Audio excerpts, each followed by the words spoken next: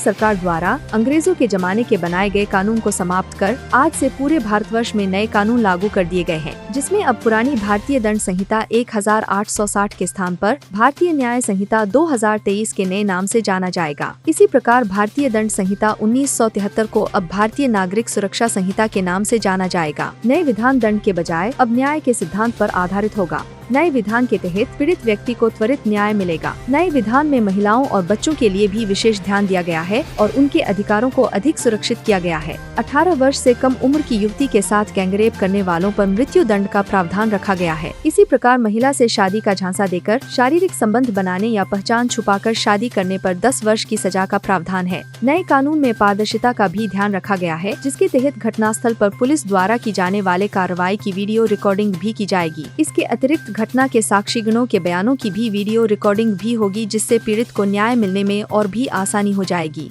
आपको बता दें कि अब इलेक्ट्रॉनिक कम्युनिकेशन के माध्यम से भी पुलिस थाने पर FIR दर्ज की जा सकेगी। पुराने कानून के तहत जिन धाराओं का उपयोग किया जाता रहा है, उनमें भी नए कानून के तहत काफी बदलाव कर दिए गए हैं, जैसे कि 302 हत्या के दंड के लिए अब नए कानून के तहत दंड 103 होगी। इसी प्रकार 304 आपराधिक मानव वध के लिए अब दंड संहिता 105 होगी। हत्या के प्रयास के मामले में जहां 307 धारा उपयोग में लाई जाती थी, उसके स्थान पर अब दंड संहिता 109 होगी। धोखाधड़ी के मामले में धारा 420 का उपयोग किया जाता था, जिसे अब नए कानून के तहत छल करना 318(4) हो गई है। इस प्रकार पुरानी धाराओं के स्थान पर अब नए दंड के तहत कार्यवाही की जाएगी, जो रविवार की मध्य रात्रि से लागू हो गई है। नया भारत नया विधान के तहत बनाए गए नवीन आपराधिक अधिनियम 2023 की विस्तृत जानकारी देने के लिए आज पुलिस द्वारा मुख्य समारोह धार में नौगाम थाने पर आयोजित किया गया, जहां SP मनोज कुमार सिंह ने केंद्र सरकार द्वारा अंग्रेजों के बने पुराने कानून को बदलकर नए कानून को लेकर उपस्थित नागरिकों के बीच विस्तार से जानकारी दी।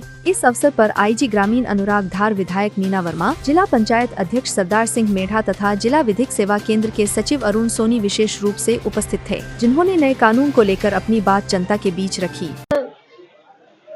एक ऐतिहासिक क्षण और ऐतिहासिक पल इस देश के लिए आया है और इसके लिए सभी जनता का हम आभार करेंगे कि जिन्होंने आज़ादी के इतने साल बाद एक ऐसी सरकार को चुना जिन्होंने गुलामी की अंतिम बेड़ी को तोड़ करके एक नई प्रक्रिया शुरू करी है। और ये नया विधान के साथ ही हमारे जो अंग्रेजों की गुलामी की अंतिम निशानी थी, उसे हम नष्ट कर सके हैं।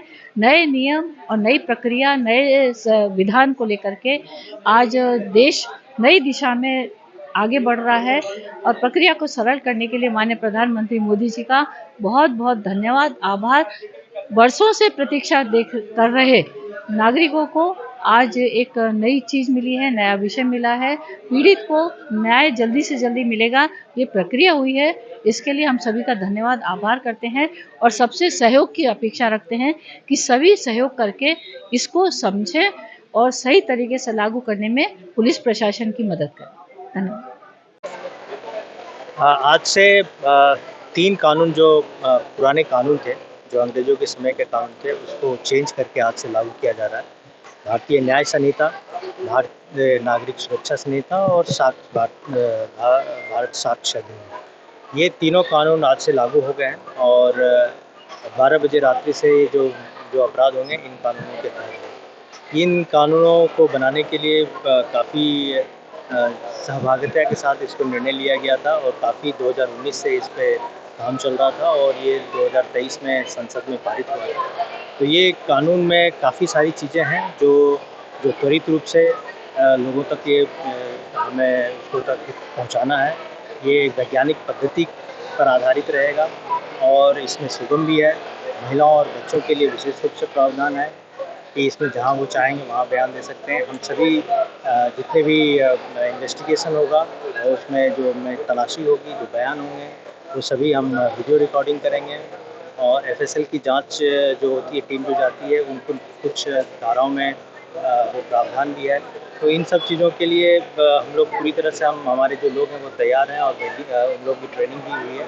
इस ट्रेनिंग के माध्यम से हम लोगों ने सभी अपने अधिकारियों को तैयार किया है। धीरे धीरे हम इन सब चीज़ों को और भी लागू करेंगे।